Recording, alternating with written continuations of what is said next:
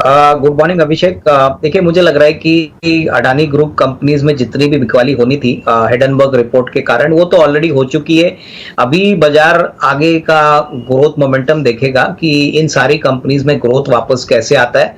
सबसे बड़ी चुनौती इन कंपनीज को इंक्लूडिंग अडानी एंटरप्राइजेस को रहेगी कि जो फंडिंग के लिए जो कैपिटल लगता है, आइदर इक्विटी या डेट, यहाँ पे अगर कोई कमतरती आती है तो ये ग्रोथ मोमेंटम कैसे मेंटेन करेंगे। तो मेरे ख्याल से देखिए, इन्होंने अभी अभी शेयर को खरीदा है, इनके कॉस्ट प्राइस और मार्केट प्राइस में कोई ज्यादा फर्क नहीं है, तो इनको थोड़ा सा समय इसमें बिताना बहुत जरूरी है। अगर मेरे ख्याल से अगर इनका नजरिया 6 to 12 मंथ्स का है तो यहाँ पे ये होल्ड करे, क्योंकि आपने सही कहा कि थोड़ी बहुत अनसर्टेनिटी अभी भी है, अभी भी क्लैरिटी सारी बातों पे हुई नहीं है। तो मार्केट कम से कम 1-2 क्वार्टर्स नंबर्स के फोकस करेगा। नंबर्स अगर ठीक ठाक आते हैं तो वापस आपको एक अच्छी तेजी इन स्टॉक्स में देखने को मिलेगी। तो फिलहाल तो होल्ड करिए। मेरे ख्याल से नजरिया कम से कम 8 to 12 मंथ्स का रखना यहाँ पे जरूरी है। रहा है कि देखिए, डीमार्ट का नंबर तीसरे तिमाही में काफी नेगेटिव था, थोड़ा सा डिसअपॉइंटिंग था। ये इसलिए था क्योंकि देखिए, अभी जो कंजम्पशन का ट्रेंड है उसमें डेफिनेटली थोड़ी बहुत दिक्कतें राइजिंग इन्फ्लेशन के कारण आ रही है। मैनेजमेंट ने भी कहा है कि अगर इन्फ्लेशन का ट्रेजेक्टरी ऊपर रहता है तो कहीं ना कहीं डिमांड, अपैरल्स, ग्रोसरी जैसे आइटम जो डीमार्ट बेचती है वहां पे दिक्कतें हो सकती है। तो हो सकता है कि आने वाले 1-2 क्वार्टर्स के लिए थोड़ा सा बिजनेस अंडर परफॉर्म करे।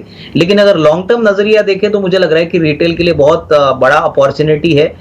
मेरे ख्याल से इन्फ्लेशन जैसे ही कूल ऑफ होगा, आपको वापस कंजम्पशन का ट्रेंड जो है वो पॉजिटिव रुझान के पॉइंट ऑफ व्यू से दिखना चाहिए।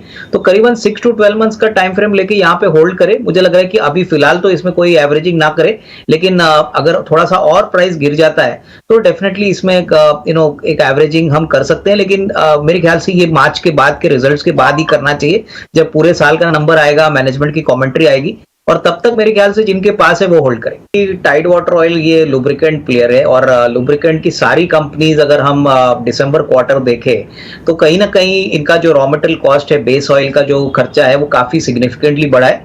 और उस कारण से सारी companies, not only Tide Water Oil but Castrol, Gulf Oil की बात करें तो सारी कंपनीज ने मार्जिन प्रेशर दिखा है। मुझे लग रहा है कि देखिए, कम से कम 1-2 क्वार्टर्स के लिए तो ये रॉ मटेरियल का प्रेशर रहेगा, और अगर इनका नजरिया कम से कम साल भर का है तो ही यहाँ पे ये पोजीशन होल्ड करे।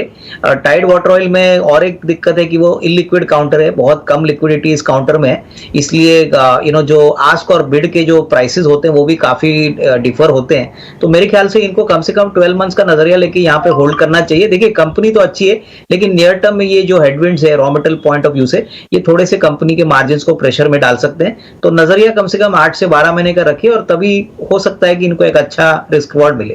मुझे लग रहा है कि इस प्राइस पे इनको कोई घबराने की बात नहीं है, क्योंकि हाल ही में कंपनी के जो रिजल्ट्स आ गए थे काफी अच्छे थे। और ओवरऑल मुझे लग रहा है कि देखिए, रेन इंडस्ट्रीज एक ग्लोबल प्लेयर है, सीपीसी इनका मेन प्रोडक्ट है जो एल्यूमिनियम सेक्टर के लिए जाता है। तो मुझे लग रहा है कि कहीं ना कहीं मुझे लग रहा है कि आने वाले नेक्स्ट 12 to 15 मंथ में अगर ये स्टॉक होल्ड करते हैं तो अच्छा खासा मुनाफा बन सकता है। ऊपरी लेवल से ये स्टॉक काफी टूट चुका है। हालांकि देखिए, ये कमोडिटी बिजनेस है, बट जिस प्रकार का इनका ग्लोबल कैपेसिटी है, इनकी ग्लोबल पोजीशनिंग है, मुझे लग रहा है कि होपफुली अगर एल्यूमिनियम के प्राइसेस आगे बढ़ते हैं और मेटल मार्केट में थोड़ी सी तेजी देखने को मिलती है तो डेफिनेटली इसमें और रीरेटिंग आएगी। बट फिलहाल मुझे लग रहा है कि इनको डेफिनेटली पोजीशंस होल्ड करनी चाहिए। करंट प्राइस काफी अट्रैक्टिव लग रहा है, अगर नजरिया कम से कम 12 से 15 महीने का। नहीं, मुझे लग रहा है कि देखिए अभिषेक, इन्होंने दिसंबर में खरीदा था। दिसंबर का जो क्वार्टर आ गया, तीसरा तिमाही, यहाँ पे बहुत ही खराब नंबर्स पिडिलाइट ने डिक्लेयर किए थे। मोस्ट इंपॉर्टेंटली देखिए, इस कंपनी को भी कमोडिटी के इन्फ्लेशन के कारण इनका भी डिमांड थोड़ा सा प्रोडक्ट्स का इफेक्ट हो चुका था। मैनेजमेंट की कमेंट्री भी बहुत कॉशियस थी। तो मुझे लग रहा है कि सर कहीं ना कहीं इनका अगर नजरिया लंबा है, लॉन्ग टर्म है, तो डेफिनेटली इनको कोई घबराने की बात नहीं है। बट शॉर्ट टर्म में हो सकता है कि थोड़ा सा यहाँ पे री रेटिंग के लिए थोड़ा समय लगेगा। तो मेरे ख्याल से इनको होल्ड करना चाहिए। 10% फॉल बहुत जल्दी आया है, तो मेरे ख्याल से यहाँ पे स्टॉक थोड़ा कंसोलिडेट होगा। लेकिन हाँ, अगर नजरिया 12-15 महीने का है तो डेफिनेटली यहाँ पे अच्छा रिस्क रिवॉर्ड को एक्सपेक्ट कर सकते हैं। नहीं, देखिए, मुझे लग रहा है कि पब्लिक इशू के बाद ये शेयर में बहुत लंबी तेजी हो गई थी, और अभी तो शेयर काफी करेक्ट हो चुका है। मेरे ख्याल से देखिए, बिजनेस तो बहुत अच्छा है इनका। काफी अच्छे ऑर्डर बुक है, लेकिन हम समझते हैं कि देखिए इस प्राइस से अगर कोई एंटर करता है तो कम से कम 1.5-2 साल का नजरिया आपको लेना है, क्योंकि वैल्यूएशंस डेफिनेटली सस्ते नहीं है, रीजनेबली एक्सपेंसिव है। तो इस लेवल से रिस्क रिवॉर्ड थोड़ा लिमिटेड बैठता है अगर आपका टाइम फ्रेम छोटा है, लेकिन अगर 1.5-2 साल का नजरिया है तो आप इस काउंटर में अच्छा पैसा बना सकते हैं। ये कंपनी ज्यादातर ड्रोन टेक्नोलॉजीज में काफी वेल नोन है, और जिस प्रकार से ड्रोन की पॉलिसी गवर्नमेंट ने अनाउंस की है, हमको लग रहा है कि आने वाले 1.5-2 साल में अच्छा मुनाफा बनेगा, क्योंकि ड्रोन सेक्टर में जो भी कंपनी प्रेजेंट है उसको ऑर्डर बुक और जो एग्जीक्यूशन आने वाले सालों में होगा वो काफी अच्छा होगा। तो मैं समझता हूँ होल्ड करिए, लेकिन टाइम फ्रेम थोड़ा लंबा रखिए। कि सीमेंट सेक्टर में लॉन्गर टर्म में जिस प्रकार की इंफ्रास्ट्रक्चर की रिक्वायरमेंट्स आ रही है, वहां पे सीमेंट बहुत इंपॉर्टेंट रोल प्ले करने वाला है। और सीमेंट में फॉर्चुनेटली सीमेंट में प्राइसिंग पावर भी वापस आ रही है। काफी समय के बाद रॉ मटेरियल के जो खर्चे हैं मोस्ट सीमेंट कंपनीज की वो भी कूल ऑफ हो रहे हैं। नोवेको का मेरे ख्याल से काफी टाइम पहले रिपोर्ट्स भी आई थी कि इसका टेक ओवर होने वाला था, तो उस समय भी स्टॉक थोड़ा चर्चे में था। मेरे ख्याल से देखिए इन्होंने जिस प्राइस पे एंटर किया है, अगर इनका नजरिया 1.5-2 साल का है तो ही ये थोड़ा पैसा बना सकते हैं। मैं कहूंगा कि अगर ये चाहे तो थोड़ा एवरेज भी करे, बट डेफिनेटली टाइम फ्रेम 1.5-2 साल का रखिए, क्योंकि ये नया सीमेंट प्लेयर है।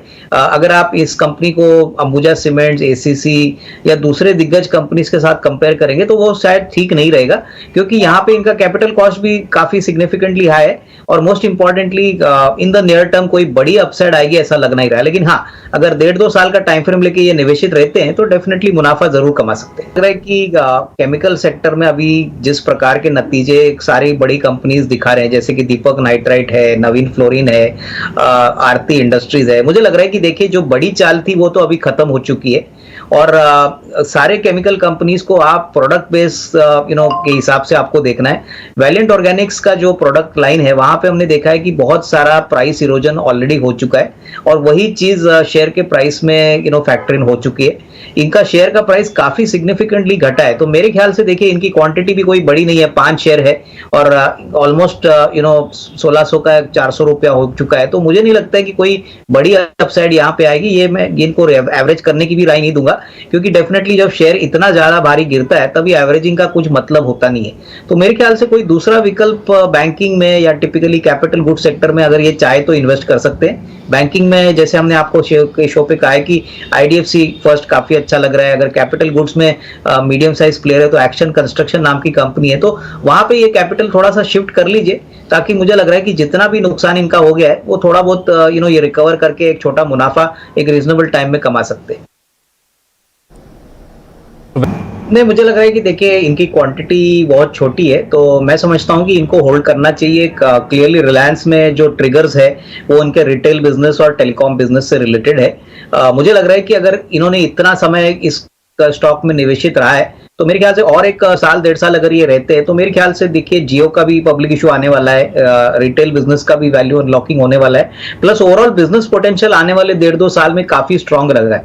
तो उस पॉइंट ऑफ व्यू से यहाँ पे होल्ड करना चाहिए। मुझे लग रहा है कि 1.5 साल में होपफुली ये 2700-2800 का भी लेवल आराम से टच कर सकता है। तो यहाँ पे कैपिटल एप्रिसिएशन तो मिलेगा ही, लेकिन जो वैल्यू अनलॉकिंग होगा उससे उनको काफी अच्छा बेनिफिट आने वाले सालों में मिल सकता है। तो कंटिन्यू टू होल्ड। थोड़ा सा स्लो मूवर स्टॉक जरूर है, लेकिन डेफिनेटली पोटेंशियल काफी स्ट्रांग है। कि इन्होंने स्टॉक तो काफी अच्छा चुना है, लेकिन ऊपरी लेवल पे इन्होंने बाय किया है, और पिछले साल 1.5 साल में मार्जिन्स थोड़े से प्रेशर में थे, लेकिन अभी फिलहाल जो तीसरे तिमाही का नंबर आ गया है वो काफी एनकरेजिंग है। और मुझे लग रहा है कि देखिए ये जो सेगमेंट में काम करते हैं उसको हम वैल्यू एडेड टेलीकॉम सर्विसेज बोलते हैं। इसमें तानला इनका एक कॉम्पिटिटर है। मुझे लग रहा है कि देखिए अगर नजरिया थोड़ा सा लॉन्ग टर्म है, अगर साल 1.5 साल का ये टाइम फ्रेम इसमें निवेशित रहते हैं तो डेफिनेटली अच्छी खासी कमाई यहाँ पे हो सकती है। थोड़ा सा अगर हो सके तो एवरेज भी कर ले, क्योंकि मुझे नहीं लगता है कि काफी बड़ी मात्रा में कोई दूसरे टेलीकॉम कंपनीज या सॉफ्टवेयर कंपनीज इस स्पेस में प्रेजेंट है। तो यहाँ पे मोरलेस इनका मार्केट शेयर काफी डोमिनेंट है, plus not only domestic but international customers भी है। तो यहाँ पे मेरे ख्याल से थोड़ा समय ज्यादा बताना बहुत जरूरी है। प्राइस इरोजन बहुत सिग्निफिकेंट छोटे समय में हो चुका है, और अभी इस लेवल पे स्टॉक थोड़ा सा कंसोलिडेट होगा, लेकिन अगर आप टाइम फ्रेम लंबा रखते हैं 12 to 18 मंथ्स तो डेफिनेटली इसमें अच्छी कमाई हो सकती है, अच्छा खासा रिस्क रिवॉर्ड बन सकता है, क्योंकि बिजनेस वापस ट्रैक पे आ चुका है। है कि देखिए ऊपरी लेवल से ये स्टॉक अभिषेक काफी टूटा है और एडवेंट ने डेफिनेटली इसमें पैसा जरूर डाला है। बट नॉर्मली हमने देखा है कि जब तक कंपनी में कोई अर्निंग्स रिकवरी या अर्निंग विजिबिलिटी नहीं आती तब तक स्टॉक में कोई बड़ी चाल आती नहीं है। और ये जो कंपनी है ये बेसिकली R&D में ज्यादातर काम करती है। तो मुझे लग रहा है कि देखिए यहाँ पे मार्केट को इंतजार रहेगा कि क्या कोई नया मॉलिक्यूल ये लॉन्च कर रहे हैं, इसका मोनेटाइजेशन हो रहा है, तो ये थोड़ा लंबा प्रोसेस हो सकता है। तो यहाँ पे मुझे लग रहा है कि निवेशक ने बड़ी क्वांटिटी खरीदी है, कम से कम 1.5-2 साल का टाइम फ्रेम रखिए, उसके बाद ही आपको इस निवेश से अच्छा खासा पैसा बनेगा। ऐसा नहीं कि कंपनी खराब है, कंपनी के लॉन्ग टर्म प्रोस्पेक्ट्स अच्छे हैं, लेकिन नियर टर्म में ऐसा कोई ट्रिगर नहीं है जिससे ये स्टॉक में कोई भरपूर तेजी या कोई री-रेटिंग देखने को मिले। तो होल्ड करने की राय है, लेकिन टाइम फ्रेम थोड़ा लंबा रखिए। कंपनी ने अच्छे दिखाए थे, लेकिन जिस प्रकार से स्टॉक में तेजी देखने को मिली थी, मेरे ख्याल से प्राइस बेसिकली अर्निंग्स को मोर देन एक्सपेक्टेड या ज्यादा पॉजिटिवली डिस्काउंट करके वो बहुत तेजी से भागा था। हालांकि देखिए इनका जो प्रोडक्ट है वो बेसिकली बहुत ही एक सोफिस्टिकेटेड प्रोडक्ट है। बैंकों के एटीएम्स के लिए और एयरक्राफ्ट में जो वाईफाई होता है वहां पे इनके प्रोडक्ट्स और सर्विसेज लागू होते हैं, तो वो एक बहुत बड़ी अपॉर्चुनिटी है। मैं समझता हूं कि देखिए अगर इनका नजरिया एकदम शॉर्ट टर्म है तो कुछ ज्यादा एक्सपेक्टेशन मत रखिए, क्योंकि कंपनी का जो ऑर्डर बुक है प्लस जो ग्रोथ मोमेंटम है वो मेरे ख्याल से 15-20% से ज्यादा बढ़ेगा नहीं।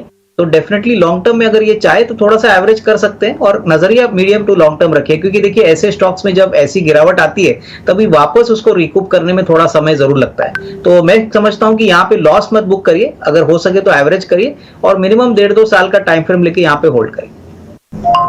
नहीं बिल्कुल, देखिए अभिषेक जी, ये जो आप बता रहे थे कि ईटी नाउ पे इंटरव्यू हो गया था, वहां पे एक बात जो उनके कंपनी के मैनेजिंग डायरेक्टर दीपेंद्र गोयल ने कहा था, वो कह रहे थे कि अगले 10 साल में वो बहुत बड़े हो जाएंगे। तो 10 साल का जो टाइम फ्रेम है वो सही में बहुत लंबा टाइम फ्रेम है, इनके लिए बात शायद ठीक रहेगी, लेकिन जो नॉर्मल रिटेल निवेशक है वो 10 साल का टाइम फ्रेम मेरे ख्याल से कभी रखता नहीं है।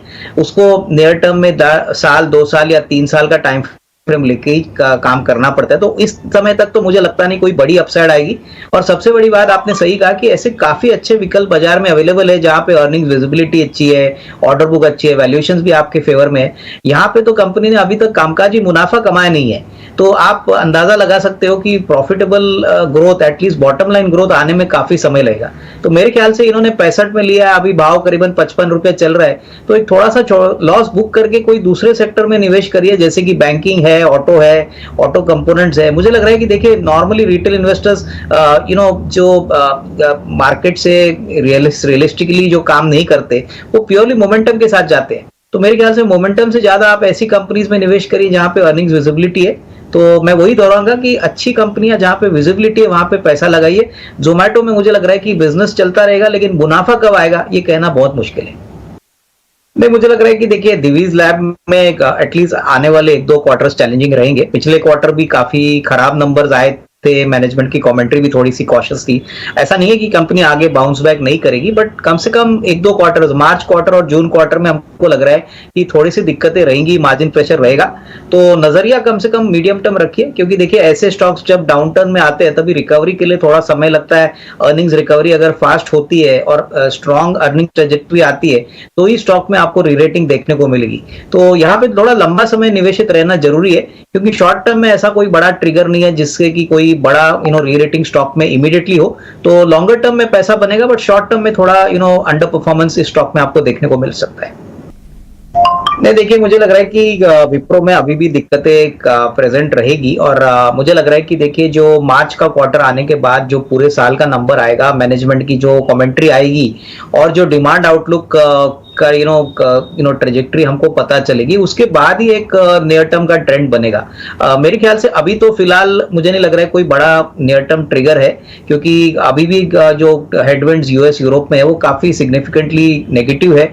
अभी भी यूरोप के मार्केट को लेके काफी दिक्कतें दिख रही है। तो उस पॉइंट ऑफ व्यू से मुझे लग रहा है कि जो अंडर परफॉर्मेंस आपको विप्रो के शेयर में देखने को मिली वो थोड़ा समय के लिए जारी रहेगा।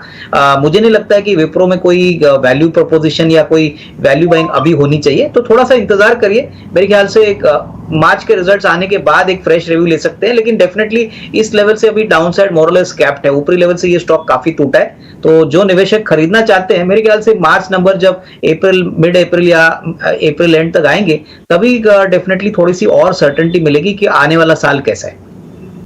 मुझे लग रहा है कि देखिए लॉन्ग टर्म प्रोस्पेक्ट्स तो जिलेट के लिए काफी अच्छे हैं, लेकिन आपने सही कहा कि देखिए वैल्यूएशन कंफर्ट अभी इस प्राइस पे नहीं है, और मुझे नहीं लगता है कि फ्रेश बाइंग इस लेवल पे कोई करना चाहिए, क्योंकि आने वाले समय में हमने देखा है कि जो बिजनेस ग्रोथ है वो काफी मॉडरेट हो चुका है। एक समय था जब इनकी पूरी मोनोपोली थी, लेकिन अभी इंडियन मार्केट में हमको लग रहा है कि जिस प्रकार का ग्रोथ जिलेट दिखा रहा है, हमको लग रहा है कि अगर नजरिया 1.5-2 साल का है तो ही यहाँ पे निवेशित रहिए। शॉर्ट टर्म में नहीं लगता है कि ये वैल्यूएशन से कोई बड़ी रीरेटिंग स्टॉक में मिलेगी।